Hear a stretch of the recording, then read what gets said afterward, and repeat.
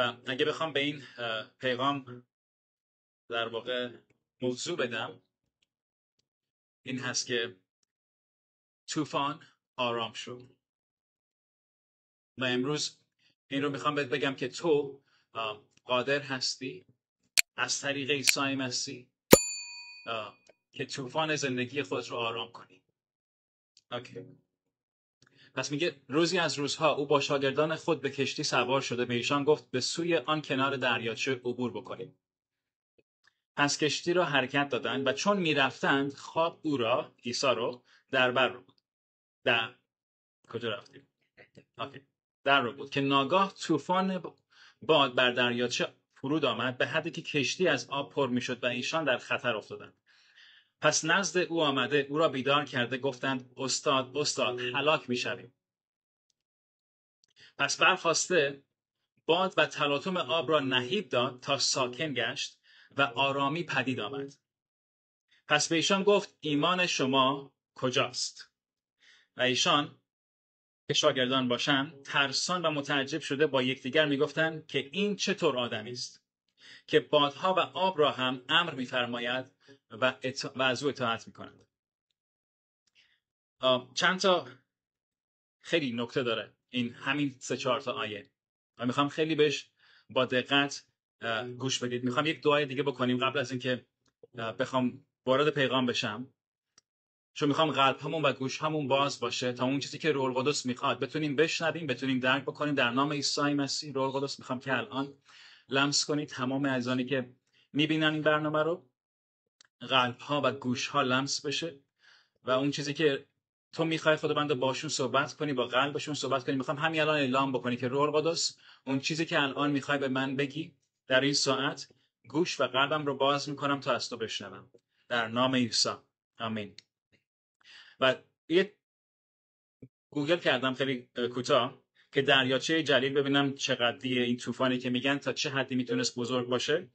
امروز حالا این 2000 سال پیش نمیدونم چقدر بود سایزش و در واقع عمقش و اینا، ولی امروز حدود 21 کیلومتر در واقع طول داره و عمقش به 43 متر میرسه و بلندترین موجی که اخیراً توی فکر کنم 94 یا 99 ثبت شده 10 فوت که میشه بالای 3 متر خورده ای. 10 فوت دیگه، درسته؟ تقریبا 3 متر. anyway که بعد قایقشون هم مسلما قایق کوچیکی نبود، چون یه جایی بود که عیسی میتونسته بود توی اون در واقع طوفان بخوابه. یکی این که اول عیسی میگه به آن سوی دریاچه برویم.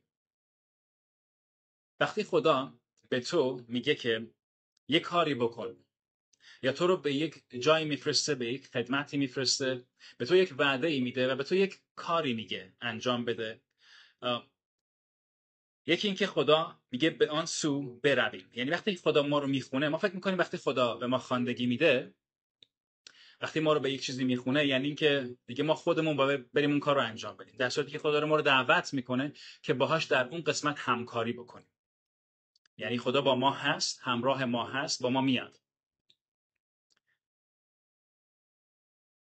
پس تنها نیستی تو مسیری که تو اون خواندگی که خدا بهت داده، توی نبوتی که برات شده، تو اون کلامی که بهت گفته شده، تو اون مسئولیتی که بهت سپرده شده، تنها نیستی.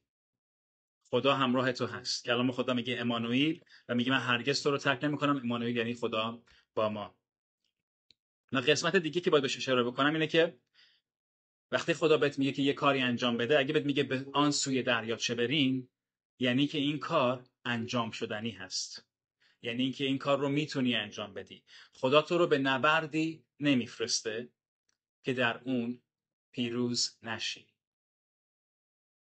پس اگر خدا به تو یک مسئولیتی میده، به تو یک وظیفه‌ای میده، به تو یک خواندگی میده، به تو یک کاری میده، یعنی که تو میتونی اون کار رو انجام بدی، حتی اگه در اون لحظه فکر کنی من نمیتونم. وقتی خدا به موسی گفت که موسی برو قوم منو آزاد بکن، موسی گفت من نمیتونم. آقا به من نگو، از توانایی من این در نمیاد. ممکنه اون لحظه که خدا به ما میگه ما نتونیم باور کنیم که قادر هستیم اون کار رو انجام بدیم، ولی باید این رو به ذهن خودمون، به قلب خودمون بگیم و اعلام بکنیم که وقتی خدا به من میگه که این کار رو بکن، تواناییش رو به من میده باهاش. خدا به من مسئولیتی نمیده که به من تواناییش رو نداده باشه. خدا به من چیزی رو نمیسپره که من نتونم از پسش بر بیام. خب پس اینکه خدا با تو هست در اون مسیر، و دوم اینکه وقتی خدا تو رو برای چیزی میفرسته، خدا میدونه که تو میتونی انجام بدی. مطمئنم با کمک روح القدس به تنهایی مسلما نمیتونیم، برای همین هست که با ما هست. و وقتی که میرن، عیسی به خواب میره و طوفانی میشه. نکته دیگهش اینه که وقتی که خدا به تو یک در واقع کلامی رو میگه، به تو یک وعده ای رو میده، به تو یک خدمتی رو میسپره، یک خواندگی رو تو رو دعوت میکنه، چون خدا به تو این رو داده و گفته، دلیل بر این نیست که طوفانی در کار نباشه. همه ما فکر میکنیم اگه خدا گفته پس همه چی باید عالی باشه، همه چی باید آروم باشه، همه چی باید خوب باشه، هیچ اتفاق بدی نباید بیفته و همه چی باید هموار باشه، دریاها باید باز بشن، دیوارها با فرو بریزن. بله، ولی دریایی وجود داره که تو باید دعا کنی که باز بشه، دیواری وجود داره که تو باید دعا کنی فرو بریزه، آتشی وجود داره که تو باید دعا بکنی که در اون محفوظ باشی، چاهی پر از شیر وجود داره که تو باید اعتماد کنی به خدا که در واقع اونجا محفوظ خواهی بود. پس چون خدا به تو یک خواندگی میده، دلیل بر این نیست که همه چیز اوکی خواهد بود و هیچ اتفاق بدی نمیفته، هیچ طوفانی در کار نیست. اتفاقا طوفان ها میاد، چاه شیران هست، دیوار اریحا هست، دریای سرخ هست، لشکر مصر هست، خیلی چیزها میان. اما نباید فراموش کنیم که یک، خدا با من هست. دو، اگه این رو به من سپرده پس من میتونم این کار رو انجام بدم چون او با من هست. پس چی؟ پس اگه تو این مسیر خواندگی، تو این مسیر وعده خودت به مشکل برمیخوری، طوفانی ایجاد میشه، گردبادی میاد، به دیواری برمیخوری، به دریایی برمیخوری، این به این دلیل نیست که خدا تو رو برای اون چیز نخونده. این به این دلیل نیست که خدا به تو نگفته، خدا اشتباه کرده یا اینکه تو اشتباه شنیدی. اتفاقا نشون میده که تو دعوت شدی برای این چیز، ولی باید از یه سری چیزها عبور کنی که یک، شخصیت خودت ساخته بشه و دو، ایمانتون نسبت به خدایی که داری بیشتر بشه. چون تو هر مشکلی که برمیخوری به خدا، پیش خدا میری، دعا میکنی و میبینی خدا تو رو در واقع رها میکنه، به تو پیروزی میده، پس ایمانت ساخته میشه بیشتر. میگه اوکی، از این خدا منو عبور داد. میرسی به یه دیوار دیگه، اوکی، خداوندا از دیوار قبلی گذاشتم، این دیوارم مطمئنم که میشه. پس ایمان تو هی داره ساخته میشه، هی قوی‌تر میشه و هی در ایمانت بزرگتر میشی. و نکته دیگه این که عیسی در آرامش در طوفان خوابیده. شما نمیتونی در جایی که استرس، نگرانی و مشکل هست بخوابی. کمخوابی میاد، بیخوابی میاره. استرس و نگرانی و افکار منفی و مشکلات بیخوابی میاره.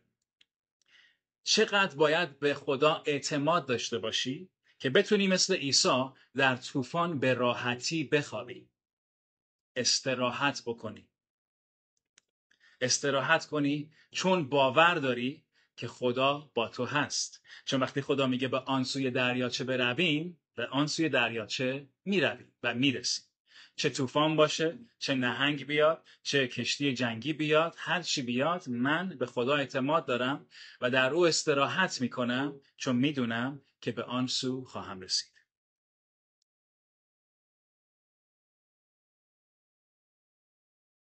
پس فقط در اعتماد کامل به خدا هست که میتونی در استراحت و آرامی باشی.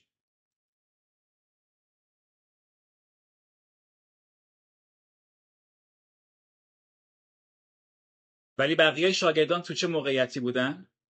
در ترس، در اضطراب و اینکه جانشون رو داشتن از دست میدادن و پریشان حال میان پیش عیسی و عیسی رو بیدار میکنن. استاد میگن که چی؟ داریم هلاک میشیم. یعنی مرگ و جلوی چشم خودشون دیده بودن. تازه اینها افرادی هستن که یه سریشون ماهیگیر بودن، یعنی یه سریشون با دریا و طوفان و کشتی و اینا آشنا بودن. پس ببینید چقدر این طوفان قوی بود که حتی اونایی که ماهیگیر بودن این ترس براشون غلبه کرده بود که فکر کردن دارن هلاک میشن، دارن میمیرن. و نکته بعد اینجاست که عیسی بیدار میشه و میگه، فرمان میده که طوفان آرام شد. و چیزی که میخوام بهش توجه بکنیم تو این قسمت، وقتی که شاگردای عیسی رو بیدار میکنن، با ایمان بیدارش نمیکنن. ایمان ندارن که اگه عیسی رو بیدار کنیم ما رو نجات میده. میگه همین چرا اینو میگی؟ اینا با عیسی بودن، معجزاتش رو دیدن، میدونستن که یه کاری میکنه، واسه همین بیدارش کردن. نه، چون خود عیسی میگه ایمانتون کجاست؟ پس موقعی که به سمت عیسی رفتن و عیسی رو بیدار کردن، گفتن داریم هلاک میشیم، ایمانی در کار نبود. امروز من و تو خیلی از مسائل ایمان نداریم برای اینکه بخوایم غلبه کنیم. ترس ما رو فرا گرفته و نه از روی ایمان به سمت خدا میریم، بلکه از روی ترس، بلکه از روی مشکلات و فشارهایی که بر ما اومده به سمت خدا میریم. ولی خبر خوش اینه که حتی اگر از روی ترس و بدون ایمان رو به خدا بیاری، به سمت خدا بری و او رو صدا بزنی، خدا تو رو نجات میده. بعضی اوقات برای خیلی چیزها مسلما ایمان باید داشته باشیم و خدا میخواد که ما ایمان داشته باشیم. برای همینه که عیسی میگه که ایمانتون کجاست؟ ولی با این حال اگر در جایی قرار گرفتی که واقعا میدونی دیگه، خود کسی رو که نمیخوای گول بزنی، خودت میدونی که من ایمان ندارم برای این موضوع، دارم هلاک میشم، دارم از بین میرم، زیر این بار مشکلات دارم از داغون میشم، راه در واقع فراری برام نیست، راه آزادی نمیبینم، ولی رو به خدا میاری و به سمت خدا میای و خدا رو صدا میزنی، میگه خدایا کمکم کن، دارم هلاک میشم. بهت قول میدم که وقتی با تمام قلب، با تمام دل خدا رو صدا بزنی، حتی اگر ایمان نداشته باشی، او بلند میشه و تو رو نجات میده. شاگردا 2 تا ترس داشتن، یکی که از طوفان بود و بعد که میبینن عیسی فرمان میده، باز هم میگه هنوز ترسان بودن که این دیگه کیه، که دریا هم، آسمان هم ازش فرمان میبره. و بعضی اوقات ما فکر میکنیم که عیسی هست، ایمان داریم عیسی هست، ولی فکر میکنیم که عیسی خوابه. عیسی نمیبینه که تو زندگی من داره چه اتفاقی میفته. عیسی متوجه نیست. دعاهای منو جواب نمیده. گوش نمیکنه به من. طوفان زندگی منو نمیبینه. در صورتی که عیسی منتظر توئه که بخوای با ایمان به اون طوفان دستور بدی که آروم بشه. و اگر احیانا ایمان نداشتی که بخوای این کارو بکنی، به سمتش بری و ازش کمک بخوای. نه اینکه سرش قرقر و شکایت بکنی، نه اینکه بهش بگی این چه وضعی، تو چه خدایی هستی، خدای محبت کو، تو کجا نیکو هستی، تو کجا خدا امانوئل، خدا با ما هستی. 2 نوع درخواست داریم، 2 نوع در واقع چی میگن اپروچ داره. به 2 طریق میتونی نزدیک بشی به شخصی، یکی اینکه با فروتنی و اینکه بخوای کمک بخوای، یکی اینکه با غرغر و شکایت بری بهش بگی تو دیگه کی هستی، این چه وضعی، تو اگه خدای محبت، تو اگه پدر آسمان هستی، پس چرا زندگی من اینجوریه؟ خب شما چطور از کدوم طریق داری به خدا نزدیک میشی؟ پس این مهمه. اگر هم عیسی تو زندگی تو در خواب هست، یعنی اینکه همه چیز اوکیه. شاید تو طوفان رو میبینی ولی به تو آسیبی نخواهد رسید. اگه عیسی با تو هست، تو نمیمیری. اگه عیسی با تو هست، تو پیروز میشی.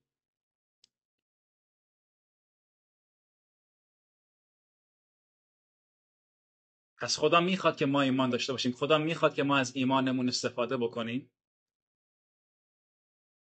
ولی حتی اگر ایمان نداری، خدا تو رو میبینه، تو رو بلند میکنه. در کنارت هست. حتی اگه تو فکر کنی که خدا خوابیده. حتی اگه تو فکر کنی که متوجه نیست داره چه اتفاقی میفته.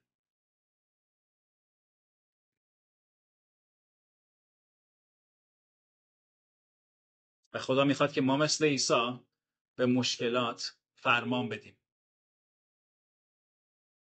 طوفان آرام شو. در نام عیسی طوفان زندگی من آرام شو.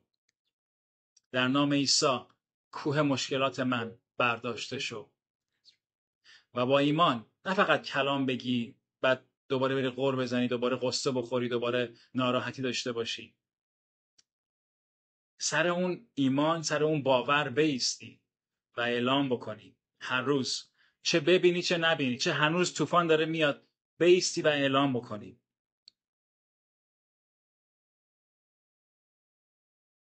و اگه فکر میکنی که عیسی خدا بود و تونست این کارا رو انجام بده، خود عیسی در یوحنا 14:12 میگه که هر کسی که به من ایمان داشته باشه، هر کسی که منو باور بکنه، میتونه کارهایی که من کردم و حتی بزرگتر رو انجام بده.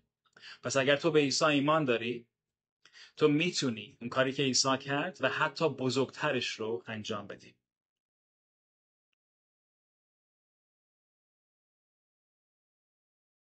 و چیز دیگه که نکته دیگه که تو این داستان هست اینه که بزرگی و عظمت خدا بار دیگه بر شاگردان نمایان میشه.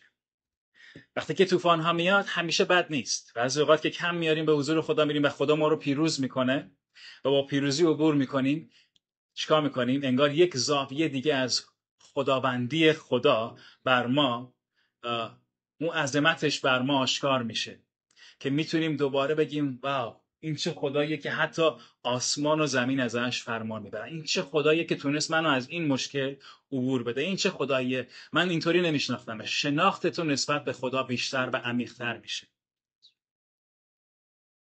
پس طوفان‌ها همیشه البته طوفان‌ها برای نابودی ممکنه بیان، ولی خدا میتونه تاریکی رو به نور تبدیل کنه، غم رو به شادی، مرگ رو به حیات و طوفان رو به یک نقطه پیروزی برای تو، به یک قله پیروزی برای تو.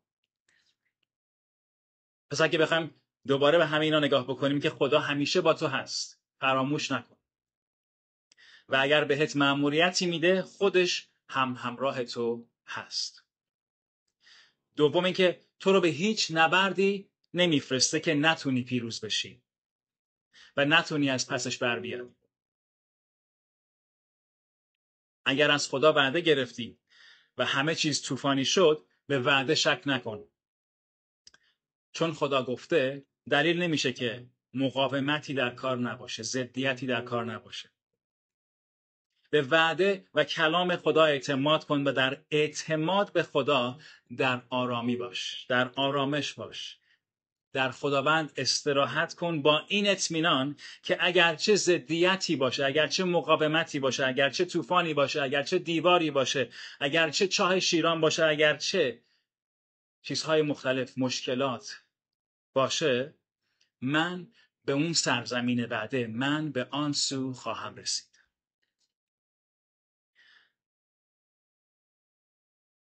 پنجم، از اقتدار و ایمانت برای آرام کردن طوفان استفاده کن و فرمان بده.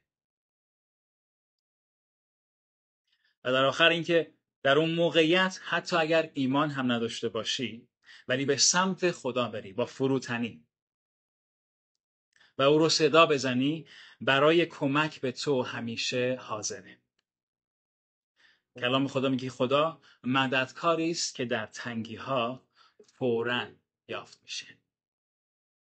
بعضی اوقات این فوراً برای ما فوراً نیست، ولی یاد ببینی که تو کجا هستی، داری چی کار میکنی، تو چجوری داری نزدیک میشی به تخت پادشاهی خدا، تو چه چیزی رو باور داری. و همه چیز برمیگرده واقعا به اون طرز فکر ما و باوری که داریم تو اون موقعیتی که هستیم. اگه خدا رو زیر سوال میبری، اگه محبتش رو و نیکوییش رو زیر سوال میبری و اگه بی‌اعتمادی و شک و تردید در تو هست، چطور انتظار داری که معجزه اتفاق بیفته؟ پس باور کنیم که من و تو میتونیم همان کاری رو بکنیم که عیسی وقتی بر روی زمین بود کرد و حتی بزرگتر و مثل افراد بی ایمان عمل نکنیم. با ایمان پیش بریم، با ایمان اعلام کنیم، با کلاممون و با ایمانمون زندگیمون رو شکل بدیم، طوفان‌ها رو آرام کنیم، دیوارها فرو بریزه. و من به قوت باور دارم که همین الان عزیزانی الان اینجا هستید که میگه خداوند من ایمان ندارم، کم آوردم، ولی میخوام اسم تو رو صدا بزنم.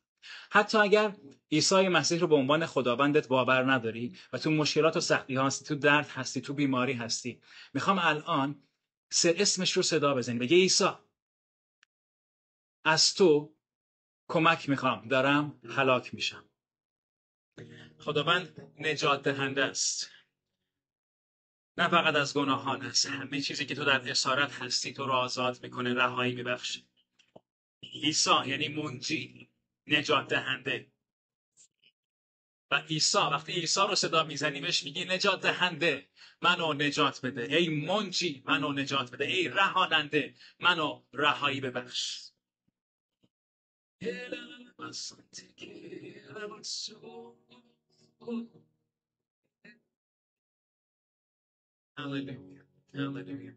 همین الان باور دارم که روح القدس داره لمس میکنه، داره آزاد میکنه، داره تبدیل میکنه. In Jesus name, touch Holy Spirit. در نام عیسی قوت روح القدس رو اعلام میکنم بر روی تو. اگر گناهی هست که باش دست و پنجه نرم میکنی و میخوای آزاد بشی، اگر اسارتی هست که باش دست و پنجه نرم میکنی و میخوای آزاد بشی، اگر درد و بیماری هست که میخوای ازش آزاد بشی و رهایی پیدا بکنی،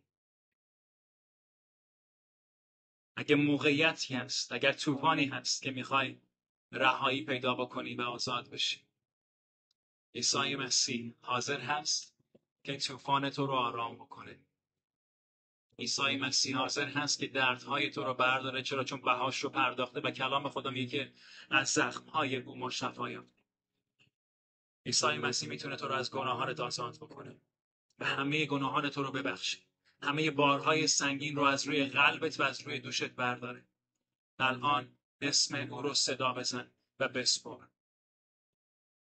بگو عیسی منو نجات بده، عیسی منو رهایی بده، عیسی منو ببخش، عیسی منو شفا بده. و میخوام یک چند لحظه ای با این سرود پرستش کنیم و چون سرود انگلیسی هست ترجمهش رو بهتون میگم که میگه مخفیگاه من در حضور توست خداوند و تو نجات دهنده من هستی. عشق تو پناهگاه من هست، تو جان پناه من در طوفان ها هستی، تو رهایی من از هر گونه آسیب و خسارت هستی و توی منجی من، توی منجیم، نجات دهنده و رهاننده من.